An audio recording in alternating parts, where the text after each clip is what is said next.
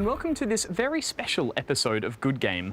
I'm at Hamer Hall in Melbourne, where soon this stage will be filled with musicians, and the auditorium will be filled with gamers who've come along to listen to a very unique collaboration between an award-winning composer, three of Australia's funniest comedians, and an entire symphony orchestra.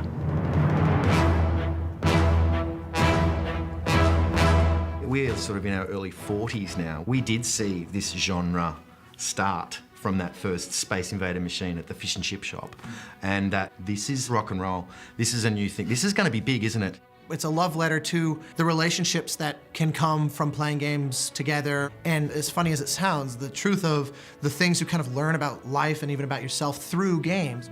We've worked with lots of different kinds of ensembles, I'm proud to be able to say, but nothing quite with the scale of this.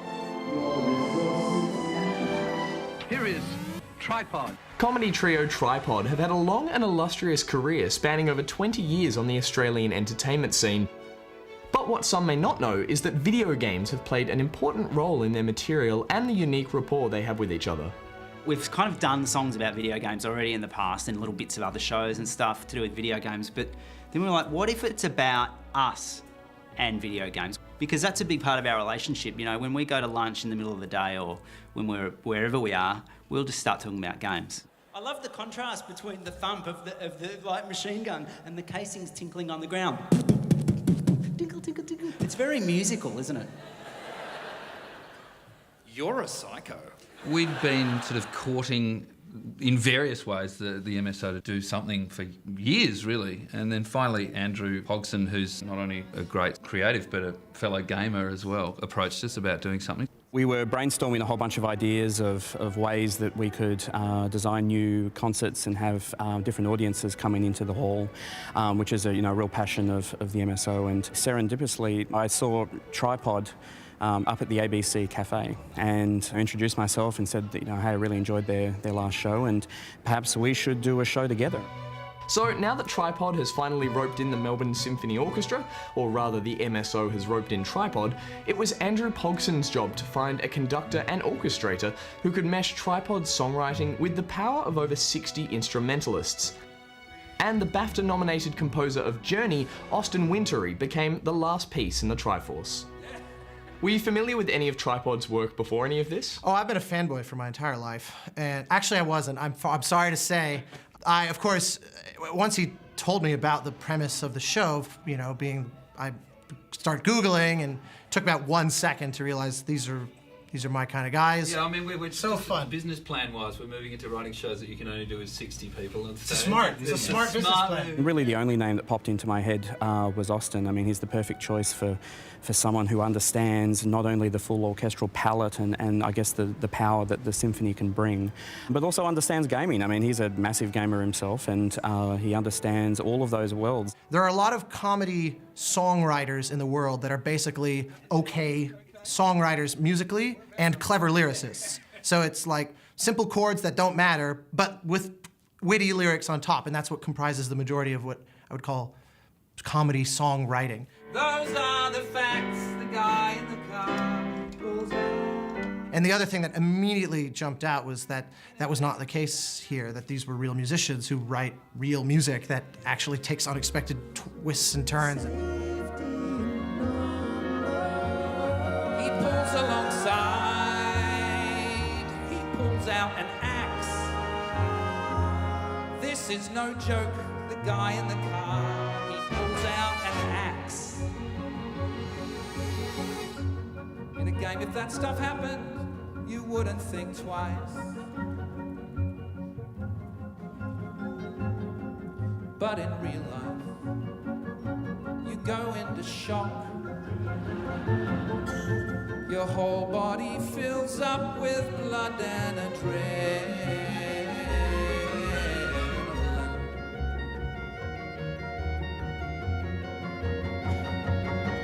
See, in games you get numbers to help you predict the way it will play when you hit a conflict. There I am at the lights, with my guts on the floor, and I'm frozen in fright, and the old man would have been easy, and I imagine this show would have happened 5 years earlier if we'd wanted to do a tripod greatest hits show or old songs. But those songs aren't written for an orchestra, they're written for guitars and harmonies. It would have been a waste of the potential of such an ensemble to mash them onto 3-chord funny songs. So right from the beginning we structured these songs to be harmonically adventurous and structurally adventurous and tell a story, but with the kind of sweep and texture that an orchestra can live up to. And when I got home, well, I logged in with the bedroom lights all off and gathered bear pelts for the Nessing-wary quest. And when I handed in the pelts, I got a little golden ding. And then I got that lovely feeling in my chest, that feeling that the universe is clean geometry, perfect circles of majestic stateliness, and not a mess.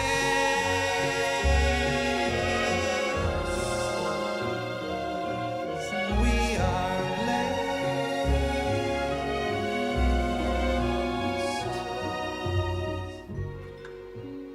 And how did that relationship with Austin begin? Well, Andrew at the MSO put us together with Austin. So you're entering that first Skype meeting with a very blank slate as far as what sort of guy is this going to be, how is this going to go. Does that say 17 missed calls? Austin Wintory, 17 missed calls. And it is super polite at the start, and you're just kind of feeling each other out. But very quickly we descended into realising how much we had in common and how much we had to offer each other. We were well into the project before we ever met in Los Angeles, which was only the one other time before this week. Naturally the place to go with it, especially the way your stands. I like the idea of bending it away in an unexpected Yeah, well, that's what place. we're hoping for. That's what we're hoping. Absolutely. The traditional relationship between composer and arranger or orchestrator is they're quite distinct, separate roles. But really quickly, we realised Austin has so much knowledge of games and an understanding and knew exactly where we were coming from. So the line really blurred, particularly with the ideas and what we wanted the show to be about and where we wanted it to go. They'd actually send me relatively finished songs in many cases where they had done their work pretty extensively prior to that, and then send it to me. I would approach it with a very blank canvas and say, what can this be? And in some cases that meant, what if we added measures here and we did this? Or what if I brought back the tune in this place and kind of built it up into a symphonic piece so that it never felt like songs that you could do justifiably with piano and guitar that we've basically added orchestra to, which is when one says orchestration, that is often what that means. It's a growing industry. Have a track a moving target. Good for the economy. Seeing it explode. Sorry, stop, sorry. What are you doing? What are you doing? This is when we're acting this. But that is the idea. They are going to aggress. So if you want to kind of futz that bar 100 downbeat so that it kind of sounds like it just got ripped away from you guys. Shut down by a loved one, even though my hobby is a valid one.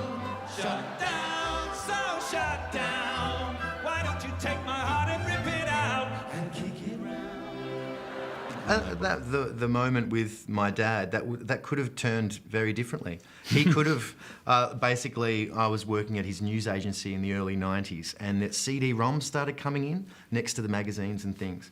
And he just looked at one of them and said, SimCity, what do you do? And I really thought it was an opportunity to get him on. We've got a game here.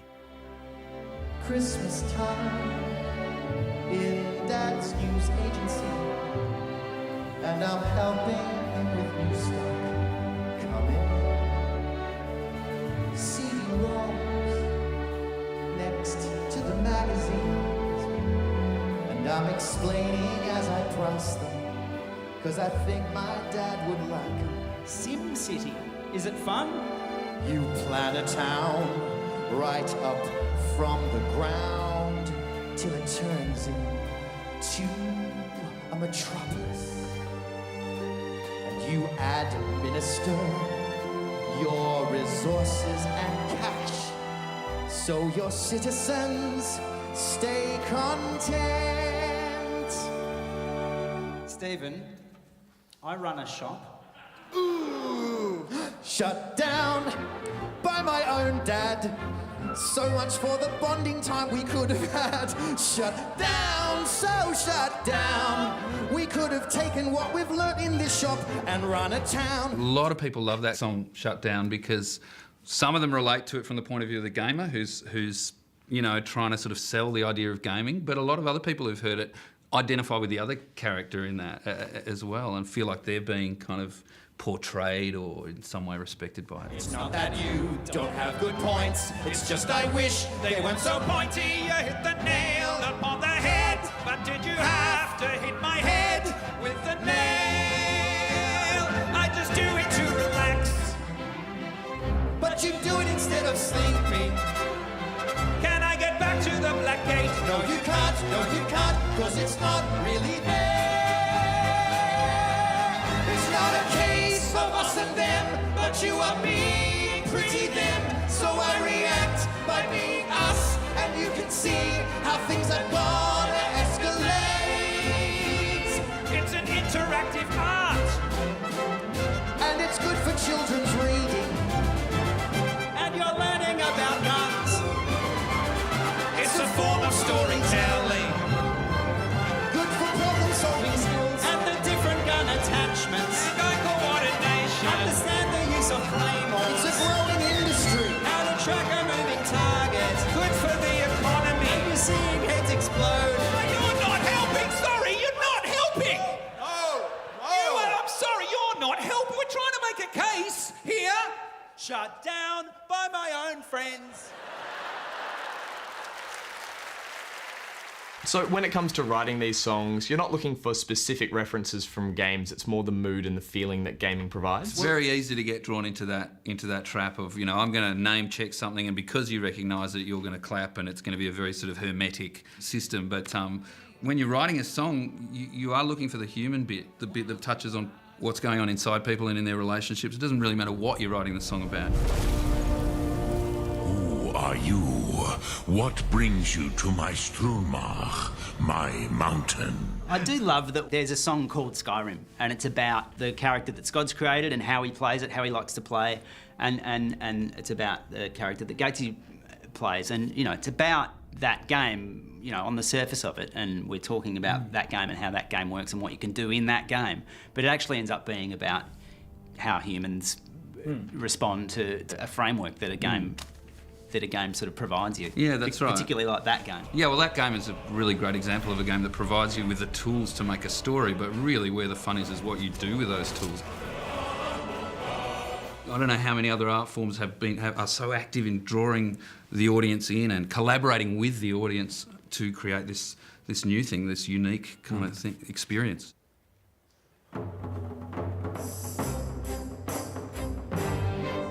My guy, see him journey through the tundra winds. My guy, see the scars upon his tree trunk arms. There's a story to each item in his inventory menu. Each piece of iron he wields, the helmet that he won from a troll, the gloves that he just saved up and bought. My guy, see the purpose on his orcish brow. My guy, his rugged bearing carries a snaggle-toothed dignity. See the shine upon the pauldrons that he has forged. What's a pauldron? The trail of defeated foes, the legend of his dark resolve, like a pauldron? the beastly wilds of the mountain folk. My guy has a modus operandi, just two skills that he lives by: illusion and two-handed axe. Casts a calming spell to help his foes relax. Then, taking his time, he just chops off each head, one by one, as they stand, calmly waiting for death. what's exciting about a game like Skyrim is that you can say, as a player, this is how I want to express myself, right? I want to internally murder my foe before externally murdering them, okay? And that's what I want to do, and the game keeps up with you, right? So, I meet my foe. First step, spiritual euthanasia. Second step, non-violent beheading, okay? And for them, it's a release. They're relieved, okay? And there's a pact and there's an understanding, and they're very relaxed at the moment of death, so the meat's tender. Just a minute.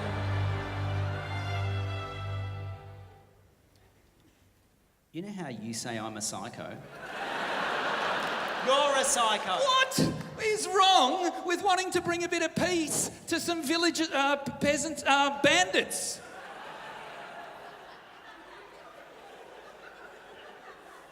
They've done a lot of bad things, sometimes. Hey, tell him about your cat guy. Oh, my cat guy. Too, yeah. My cat guy, a whole nother character. He's an archer. He's such an accurate archer. He could knock an arrow into your nostril from the other side of the mountain. You're just walking along and then bang! Where did that come from?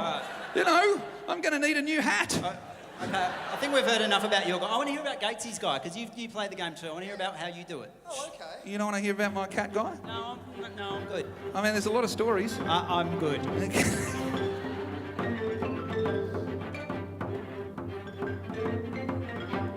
My woman making mischief in the market square. He plays a woman, a lot of blokes do. What's weird about that? My woman weaving magic with a silver tongue. I didn't say that it was weird. I think you're projecting.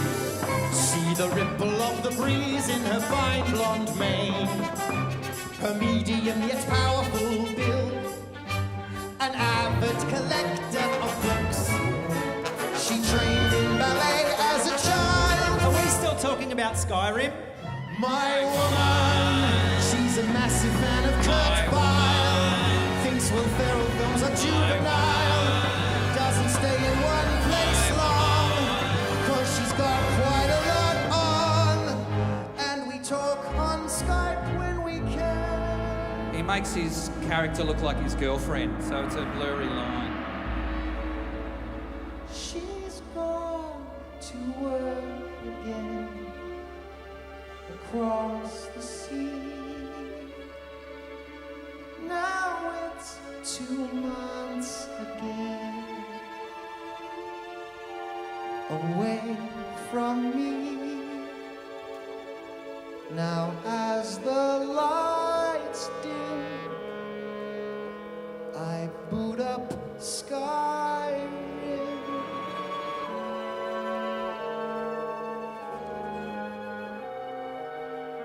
I make her look like her in a cosplay way. She does what she would do. That's how I play. Her whim is my whim. When I play Skyrim, we're on the same journey. She has her back to me.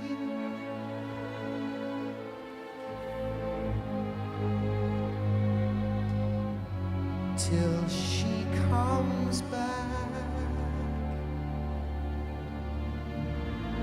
to me.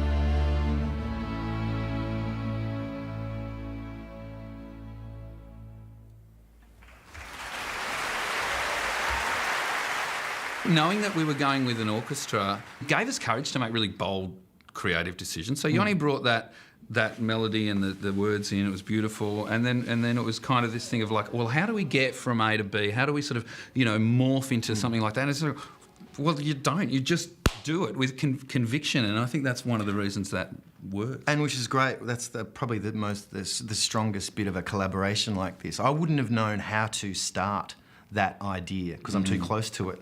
And it might have turned out very differently, but because Jon knows the story and Jon knows me, I think he wrote that bit quite beautifully, actually. So that's Yeah, no worries.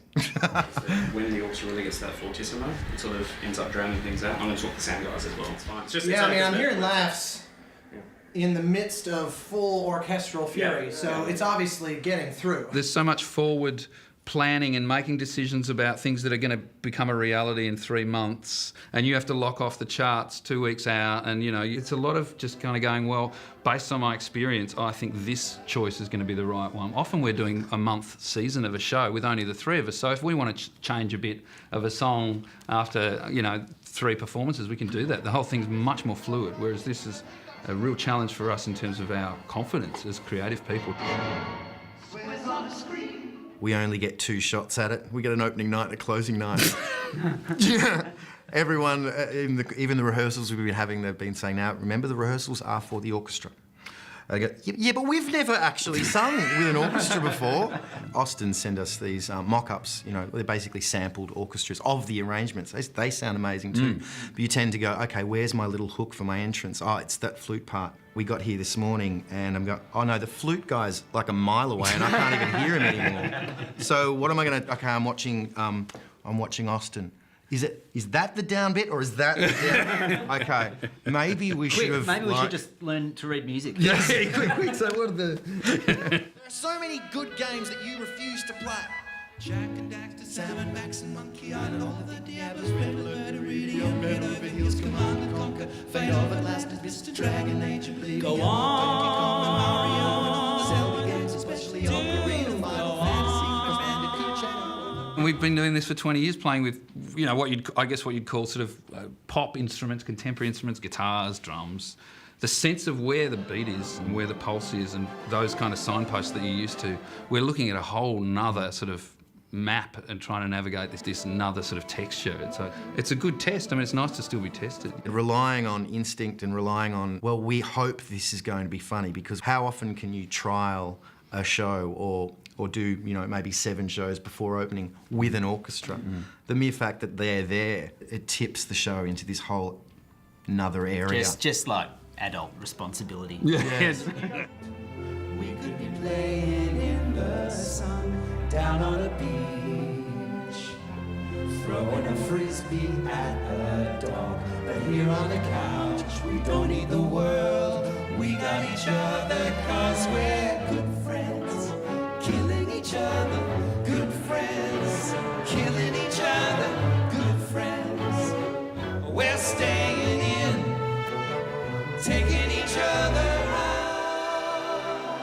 What's it been like working with the Melbourne Symphony Orchestra? Truly excellent. You know, I've been very lucky in my career to work with some of the greatest musicians on the planet.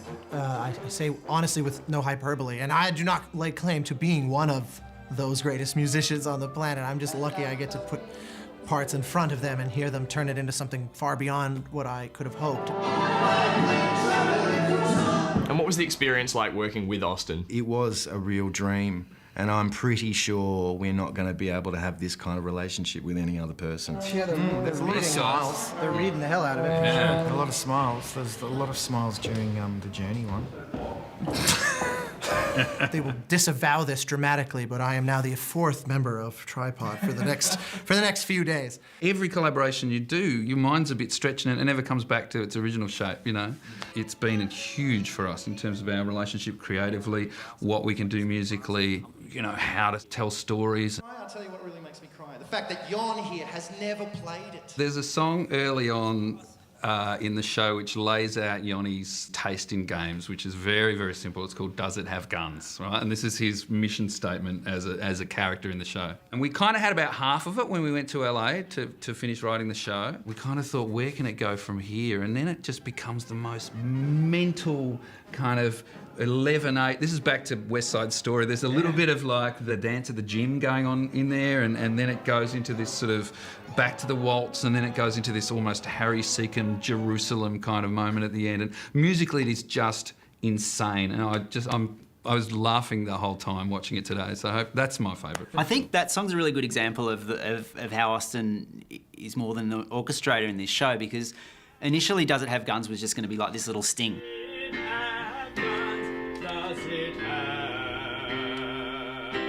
Does it have guns? Does it have guns? You know.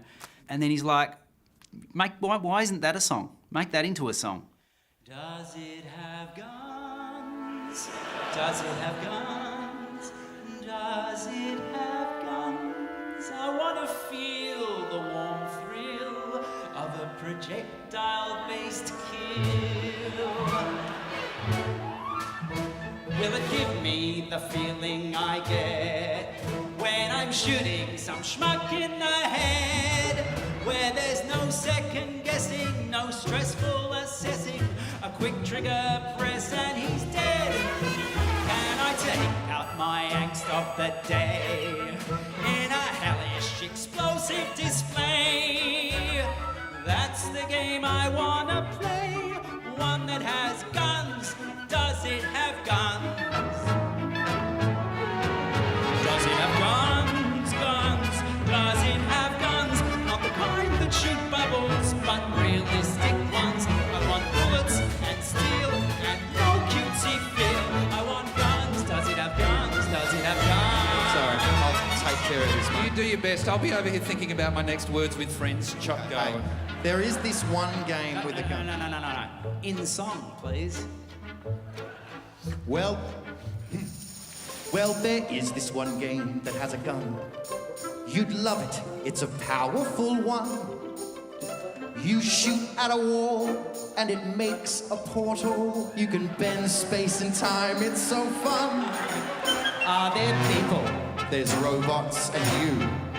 So it's just at the robots you shoot. No, you don't shoot the robots. Then who do you shoot? You shoot at a wall. That sounds not fun at all. Guns, guns.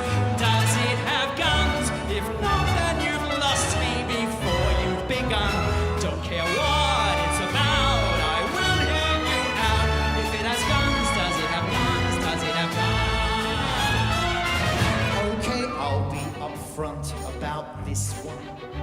In a way, it's the original gun, but it's better than bullets. You aim and then pull it. Don't say bow and arrow. I'm done. Next time you pitch a game to me, ask this question in your own head.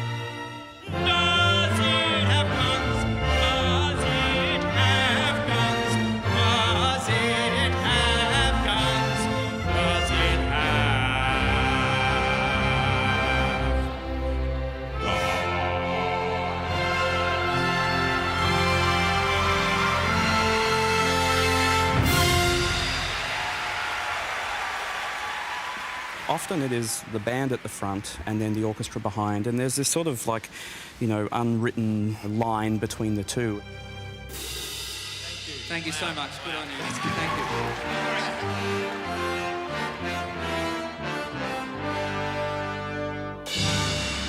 It's a nice brass version of it.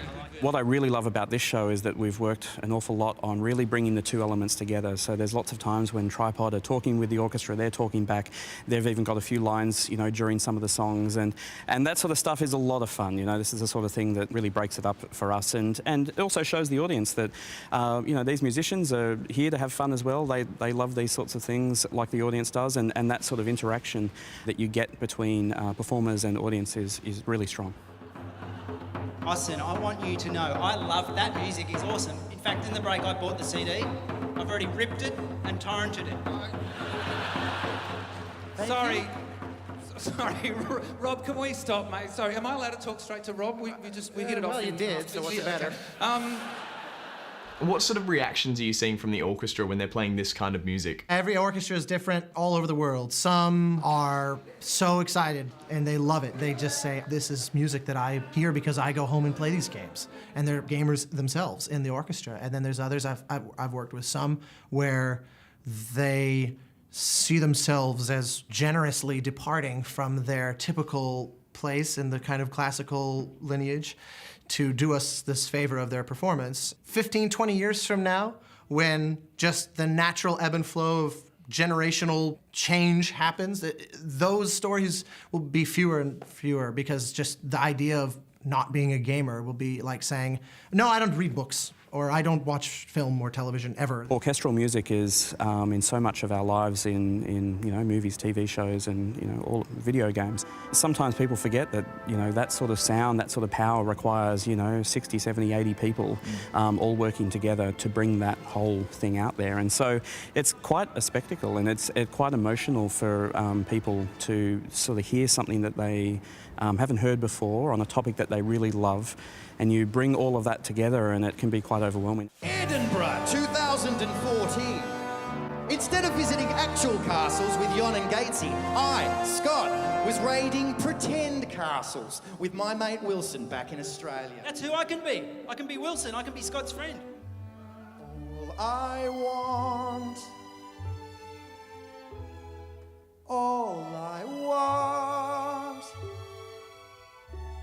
is for you to understand I'm not asking for much. I just want to play World of Warcraft with you. That's all I want. All I want is to play WoW with you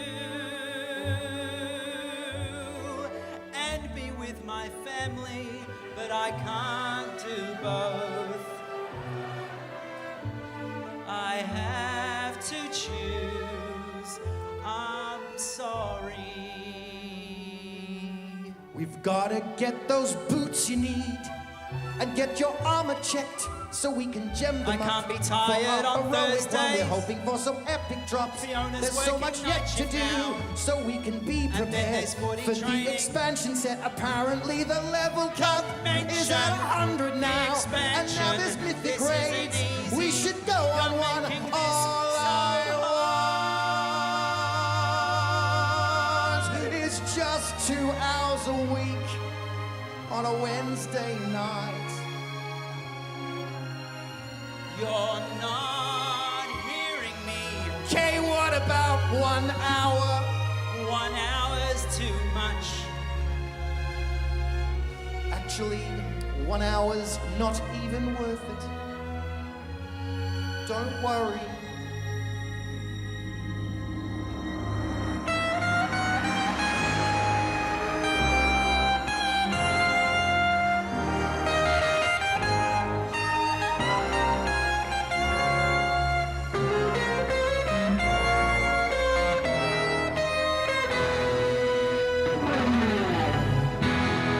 Remember when we flew on those dragons?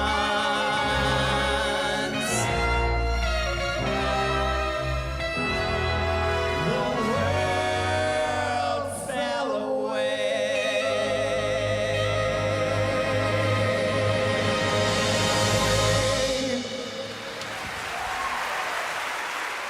I'm hoping our love for the medium feels authentic to people, even if they don't necessarily share that love, or if that love for them is directed somewhere else, into cars or, porcelain dolls or whatever. But I hope for other people they go, I've never heard anything like this before. Yeah. Because it's just this nuts combination. It's nuts. This is an art form for everyone, whether it's Angry Birds on your phone or Journey or whatever. Like, the idea is that it's so malleable. And so the show is not explicitly meant to be kind of a evangelizing for games, but hopefully there's some kind of takeaway for certain folks that are right there ready to hear that. Pulling off the plastic wrap.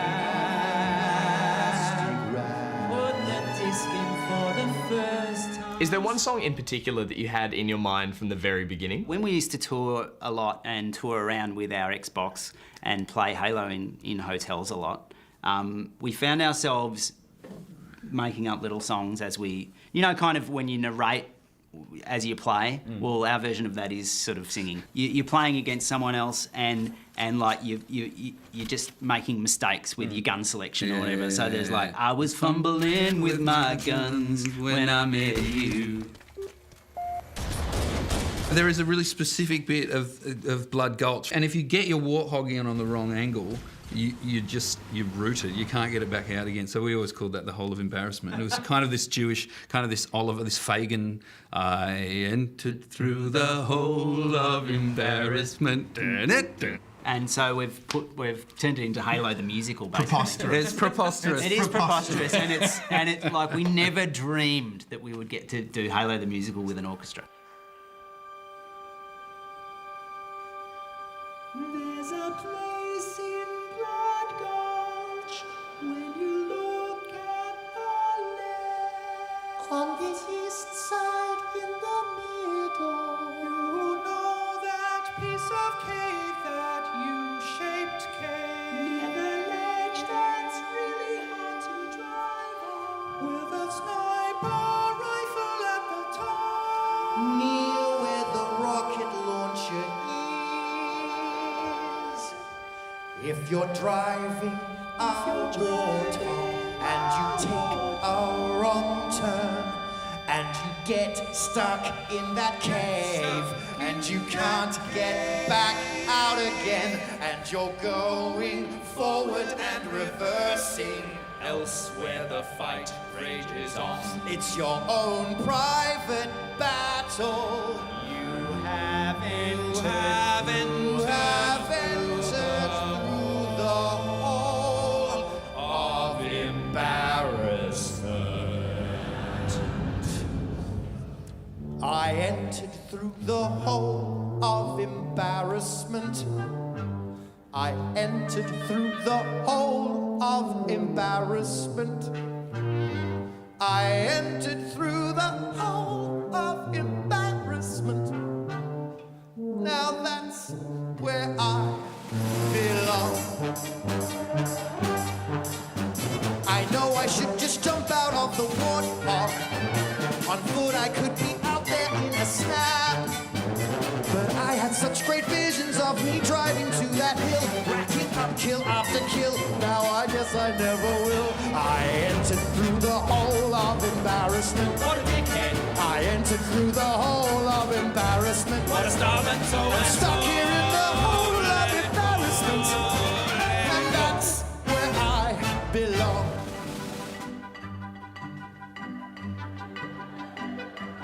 I was in the aftermath of a big gunfight with another guy. But I had walked away with my shields back up and my head held high. Teabag my dead opponent, a moment to check my supplies. Then I got a nasty surprise. I was fumbling with my guns when I met you. Fumbling, he was fumbling.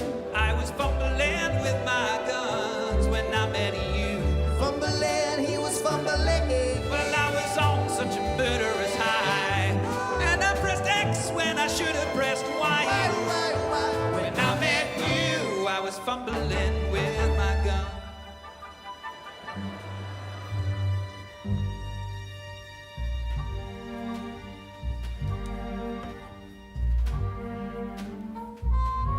Needed a boost. I was useless at this damn game. I'd become used to getting shot in the head again. I was the butt of everyone's rifle. Just a mere trifle on the gulch, not much more than mulch. Before I could comprehend my surroundings,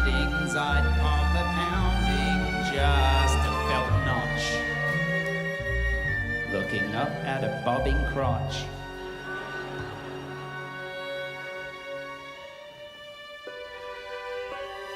And then God's hand plucked me from the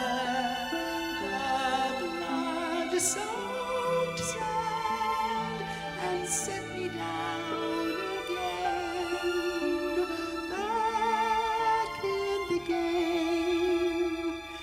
It was the luckiest spoon in the world.